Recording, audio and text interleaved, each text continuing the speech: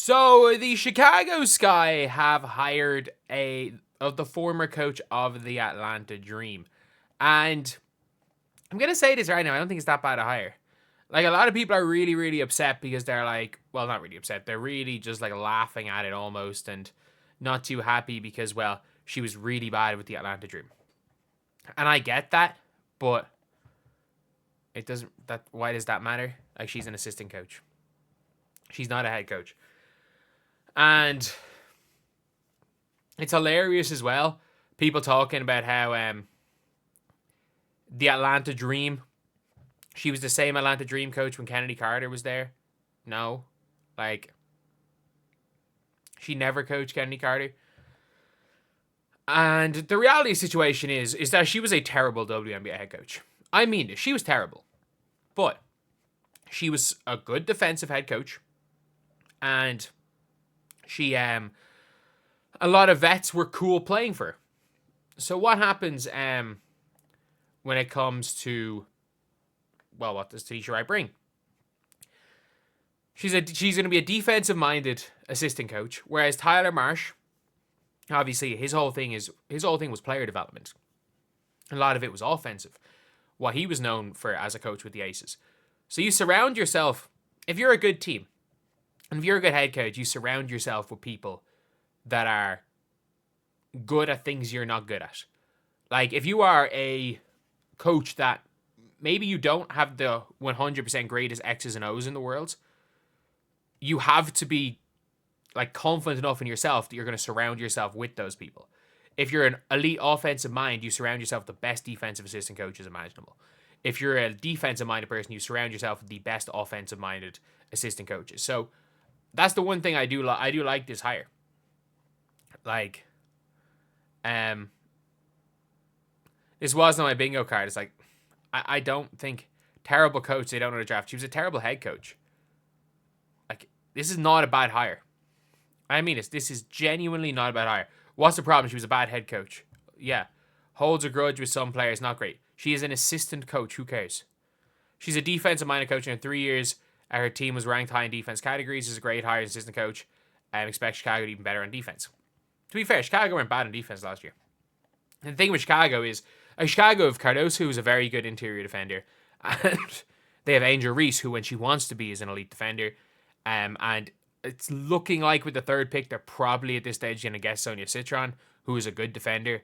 So, like, if you can go out this season with Kennedy, let's just say you've got the 10th pick, and if you can somehow come out of the 10th pick with Sonia Citron and I'm trying to think of like a 2 that can shoot a little bit, and maybe let's just say hypothetically Pow Pow's there at 10. I doubt it. I doubt Pow Pow's going to be there, but let's just say hypothetically you manage to get yourselves Tina Pow Pow and Sonia Citron, and you come out next year with Kennedy, Pow Pow as the like 1-2. Like, you don't need a true point guard. You can have a playmaking scorer, Julie Vanloo type. To be fair, she played like a real point guard in the W. You can have that type of player beside Carter. That's fine. Your small forward needs to be a sniper.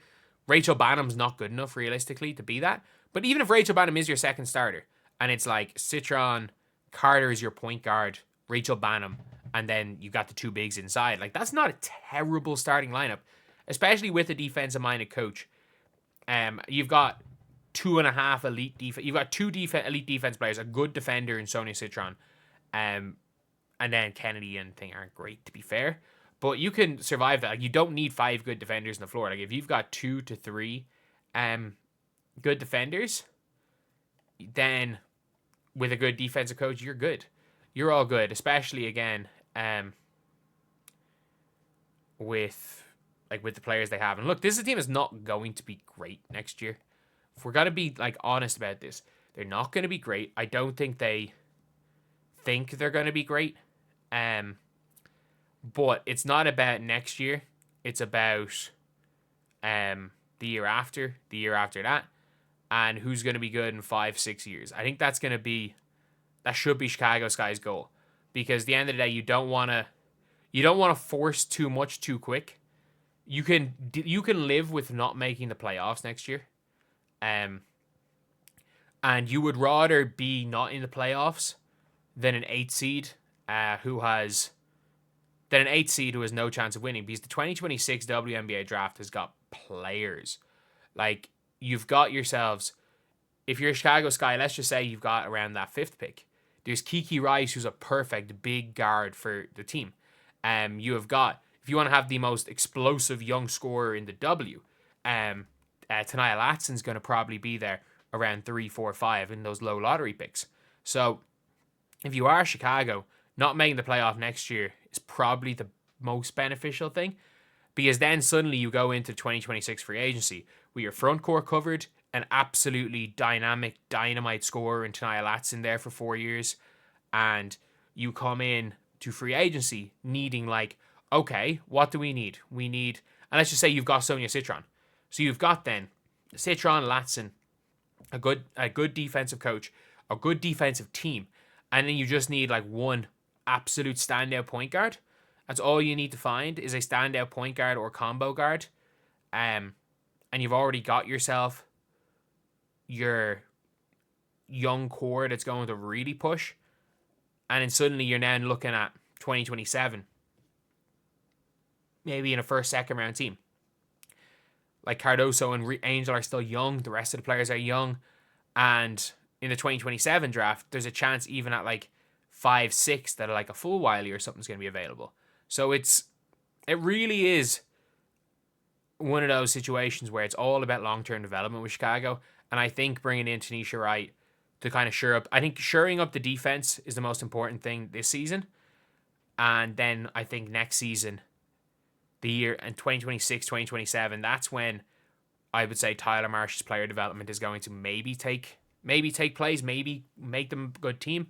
But I think the worst thing the Chicago Sky fans possibly could want is the team to be too good too quick. Because, like, you don't want, like, the draft is going to be so important coming up towards the great reset of 2026. Like, this is not the year you want to be making the first round and getting killed by whichever one of the Mist or the Liberty or Lynx you face and getting swept. This is not the year you want to do that. And, like, I'm telling you, if I didn't think the Fever had a shot of making the freaking finals, I would rather the Fever be in the lottery than anything else too, to be honest. But anyway, yeah, that is pretty much it. Let me know what you guys think in the comments section below. And as always, thank you guys for watching. Please like, comment, and subscribe.